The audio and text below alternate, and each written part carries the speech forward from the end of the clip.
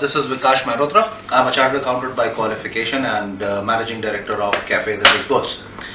आज का एजेंडा ये है कि we are trying to create this 4-part series to make a common investor invest as good as Warren Buffett does. Now, most of you would be aware of who Warren Buffett is, but just to at the cost of repetition, मैं आपको दोबारा बताना चाहूँगा Warren Buffett के बारे में। Warren Buffett दुनिया के 3 सबसे ज्यादा अमीर आदमियों में से एक हैं फॉर्चून के हिसाब से। उन्होंने अपनी जिंदगी में जो भी वेल्थ बनाई है, कमाई है, वो क्रिएट करी है उन्होंने इन्वेस्टमेंट्स से। तो वो कोई इंडस्ट्री नहीं रन करते हैं, वो जो भी करते हैं अपनी वेल्थ को इन्वेस्ट करते हैं और ग्रो करते हैं। आज हम लोग उनसे इंस्पायर होकर, उनकी इंस्पिरेशन लेके हम आपको ये बताने की कोशिश करेंगे that a common investor like you and me, how can they adopt strategies of Warren Buffett to grow their wealth.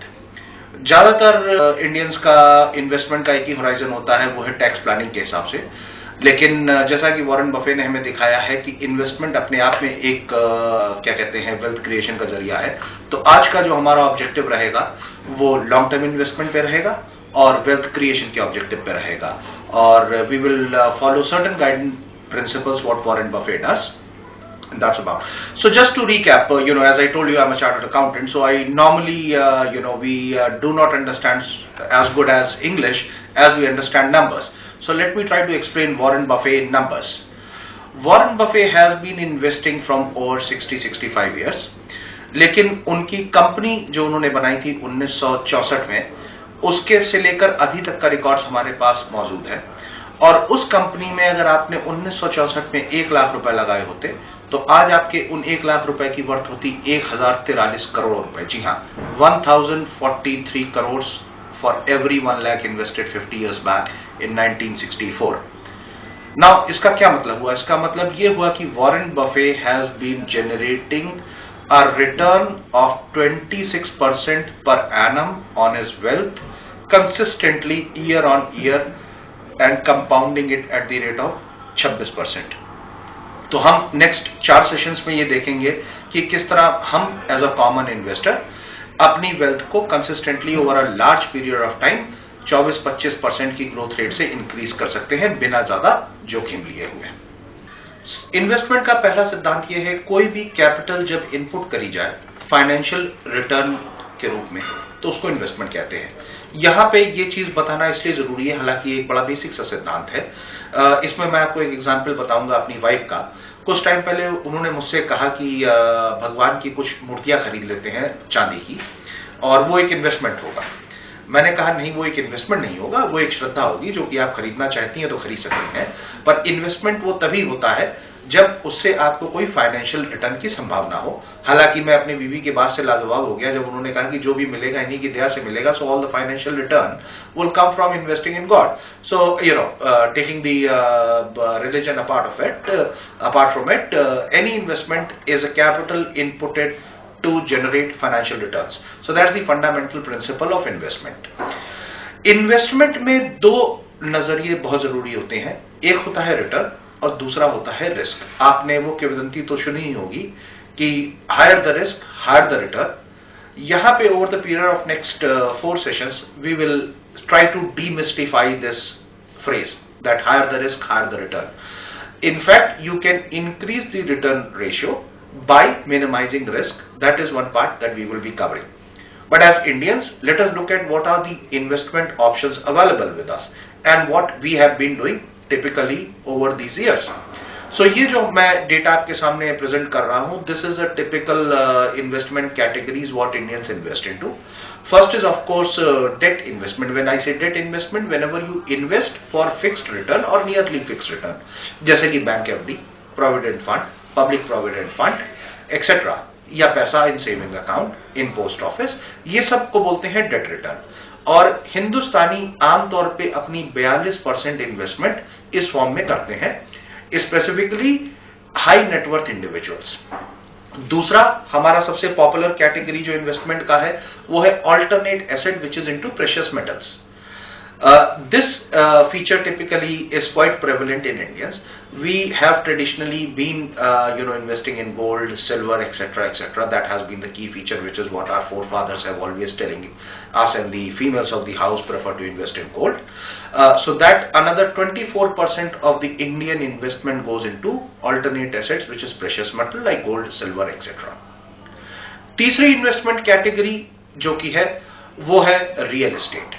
Now, real estate in broader sense, it's seen as a consumption because you stay in a place or you take up a place for your commercial use. But in India as well as globally, real estate is seen as a large investment category, and around 20% of the investable surplus of Indians go into real estate. मैं आपको फिर ये एक बात बता दूं, जो भी डेटा मैं बता रहा हूं ये हाई नेटवर्थ इंडिविजुअल्स का डेटा है. इसको मिडिल क्लास इन्वेस्टमेंट के परिप्रेक्ष्य में देखते हैं तो रियल एस्टेट एक सिग्निफिकेंट इन्वेस्टमेंट मेथड है. और रियल एस्टेट को इन्वेस्टमेंट हम तब मानते हैं जब जिस मकान में आप रह रहे हैं आपके एक मकान के अलावा जो भी रियल एस्टेट का इन्वेस्टमेंट है उसको इन्वेस्टमेंट की तरीके से देखा जाता है. एक अनदर इंपॉर्टेंट इन्वेस्टमेंट मेथड है which is investing into stocks and equity, जिसको बोलते हैं शेयर्स में इन्वेस्टमेंट. ये भी काफी प्रचलित है वर्ल्ड ओवर और as well as in India. Around 16% of investable surplus of high net worth individuals go into equity. So these are typically the 4 investment parameters we will briefly cover in the next few slides, which is of course the debt instruments, the alternate assets which is gold, silver, real estate and equity investments. Investment के दो महत्वपूर्ण पहलू होते हैं, return और risk. ये जो भी हम लोगों ने 4 इन्वेस्टमेंट के जरिए अभी देखे हैं, let us evaluate individually how they have performed over a very long period of time. तो सबसे पहले चालू करते हैं, चूंकि डेट इंस्ट्रूमेंट आमतौर पे सबको पता होते हैं तो उसको उतना डिटेल में कवर नहीं करते हैं. हम सबको पता है कि डेट इंस्ट्रूमेंट आज की डेट में 7.5 से 8.5% के बीच में रिटर्न देते हैं, डिपेंडिंग आप प्रोविडेंट फंड में लगा रहे हैं या बैंक एफडीज में लगा रहे हैं, एक्सेट्रा एक्सेट्रा. आते हैं नेक्स्ट कैटेगरी जिसपे इंडियन सबसे ज्यादा बिलीव करते हैं, वो alternate asset which is gold and silver. यहां मेरे सामने है पिछले करीबन 85 साल का डेटा गोल्ड का. 1925 में गोल्ड बिकता था 18 रुपए 75 पैसे तोला, जो कि आज की डेट में करीबन बिकता है 27-28 हजार रुपए तोला. Now the figure looks very large compared to 1925, that in 85-year period if somebody has bought gold 18 रुपए 75 पैसे के हिसाब से, तो आज की डेट में वो 30,000 रुपए की रकम बहुत ज्यादा दिखती है. लेकिन आपको ये भी देखना है कि ये समय 85 साल का है और एवरेज रिटर्न अगर CAGR हम इस पीरियड की निकालें तो गोल्ड की एवरेज रिटर्न बैंक एफडी के बराबर ही करीबन आती है. और ओवरऑल एवरेज गोल्ड की रिटर्न जो कि आई है 8 से 9% की पिछले 85 साल के लिए. तो आगे भी गोल्ड के इन्वेस्टमेंट से जो उम्मीद करी जा सकती है वो इसी तरह के रिटर्न से करी जा सकती है, क्योंकि ये पिछले 85 साल का डेटा है. This gives us a very sound basis to make judgement for the future. एक महत्वपूर्ण चीज इसमें आपको और बता दें, ये जो गोल्ड रेट है जो कि 8 से 9% की यील्ड दी है जिसने पिछले 85 साल के अंदर, ये प्रॉपर गोल्ड बार्स का रेट है. जब हम ज्वेलरीज में इन्वेस्ट करते हैं, जब हम किसी और चीज में इन्वेस्ट करते हैं, उस पे मेकिंग चार्जेस वगैरह होते हैं और कन्वर्जन चार्जेस जो कि रेंजेस एनीवेयर फ्रॉम 5% टू 20%. तो अगर हम ज्वेलरी खरीदते हैं और रखते हैं तो हमारी इन्वेस्टमेंट की यील्ड और कम हो जाती है, करीबन 6-7% के आसपास. Let's move on now to the next investment option which is real estate. ये हमारे पास है पिछले 10 से 12 साल का डेटा रियल एस्टेट का. ये जो नेक्स्ट स्लाइड है इस पे मैं आपको दिखा रहा हूं पिछले 2001 ऑनवर्ड्स रियल एस्टेट का डेटा, जिसमें आप हिंदुस्तान के सभी मुख्य शहरों में रियल एस्टेट के इंडेक्स है उसकी आप थोड़ी जानकारी लेंगे. अगर हम एवरेज लेते हैं तो अगर 2001 में किसी ने 100 रुपए इन्वेस्ट करा होता रियल एस्टेट में, तो आज की डेट में उसको करीबन 3 गुना रिटर्न मिला होता. ये रिटर्न भी काफी अच्छा है, पर जब हम इस रिटर्न को नंबर्स के रूप में लाते हैं तो ये रिटर्न आता है मात्र 11.5-12% के आसपास. अगेन ये एब्सोल्यूट रिटर्न है. जब भी हम मकान खरीदने जाते हैं हम उस समय रजिस्ट्री की कॉस्ट देते हैं, लॉयर्स की कॉस्ट देते हैं, प्रॉपर्टी को मेंटेन करने की कॉस्ट देते हैं, तो जो real value of realisation real estate से आता है वो करीबन 10, साढ़े 10, 11% के आसपास आता है। पर for the purpose of our discussion today we will keep real estate investment yield at around 12%। Now let us move on to the third category which is equities. तो अब देखते हैं इक्विटीज ने कैसा परफॉर्म करा। चूंकि सोने का हम लोगों ने डेटा लिया था 1925 onwards, Indian Stock Exchange was first opened up as in the Sensex data of the first available data is of 1st of April 1979। तो हम पहली स्लाइड जो अभी देख रहे हैं वो है यूएस डेटा की। ये यूएस का पिछले 100 साल का चार्ट है। यूएस स्टॉक एक्सचेंज जो कि न्यूयॉर्क स्टॉक एक्सचेंज है 1894 में 40 पॉइंट से चालू हुआ था और आज करीबन 13-14 हजार की रेंज में है। और इस हिसाब से आप अंदाजा लगा सकते हैं कि ये किस तरह से बढ़ा। लेकिन apart from the numbers which is presented to you, equities में आपको डिविडेंड्स भी मिलता रहता है। तो किसी ने जब गणना करी कि अगर इस डिविडेंड को हम दोबारा लगा देते स्टॉक मार्केट में तो वो 40 रुपए जो 1896 में लगे थे आज कितने के होते, तो उसकी वैल्यू आती है करीबन 10 लाख पॉइंट्स के आसपास। 40 रुपए जो 1896 में लगे थे आज की डेट में करीबन आते हैं 10, साढ़े 10 लाख रुपए के आसपास। तो equity in stock exchange as far as US stock exchange is concerned from the last 50 years which the data is available with us has given an average yield of 9.9% in US dollar terms। So अगर आपने US dollar में पैसा लगाया होता तो आपको US dollar terms में 9.9% per annum की यील्ड मिलती। यही रकम अगर आपने इंडियन रुपीस में लगाई होती, यानी आपने इंडियन रुपी को कन्वर्ट करा होता 50 साल पहले US डॉलर में और आज आपने अपना इन्वेस्टमेंट वापस लिया होता, तो आपको एवरेज यील्ड आई होती 14.5% की इंडियन रुपी टर्म में। Now let us look again at the Indian stock market and we have the data present for last 30 years. ये जो आप चार्ट देख रहे हैं ये बॉम्बे स्टॉक एक्सचेंज का चार्ट है। ये अप्रैल 1979 में 100 पॉइंट से चालू हुआ था। आज की डेट में ये करीबन 25-26 हजार पॉइंट्स के आसपास है। आप देखेंगे there has been movement, market ऊपर भी जाता है नीचे भी जाता है, पर in a long period of time the direction is only up.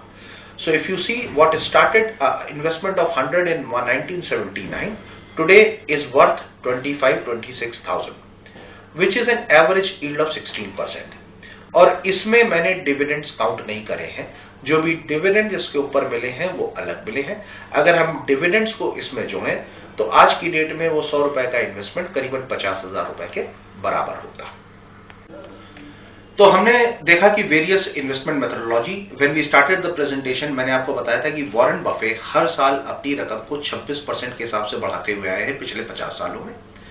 उस हिसाब से उन्होंने हर 1 लाख जो उनके पास इन्वेस्टेड था 1964 में, आज की डेट में 1033 करोड़ रुपए के बराबर कर दिया, यानी एट द रेट ऑफ 26%।